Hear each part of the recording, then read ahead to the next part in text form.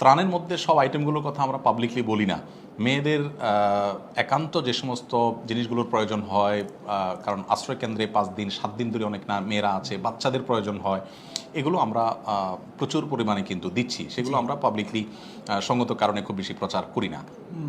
এর বাইরে বাচ্চাদের বলেন, অন্যান্য মানুষ বলেন, এমনকি গোখাদ্য হিসাবে আমরা 37 মেট্রিক টন 5টি ট্রাক বোঝাই করে আমরা গাইবান্ধার মন্ডল ফ্লাওয়ার মিল থেকে ভুসি কিনেছি এবং সেগুলো স্পটে আজকে পৌঁছে গেছে ইতোমধ্যে।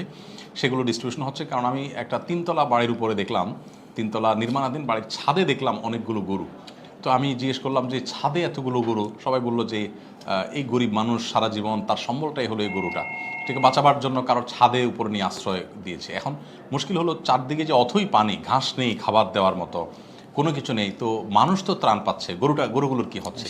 তো সেগুলোর জন্য আমরা গত বছরও আমি নিজে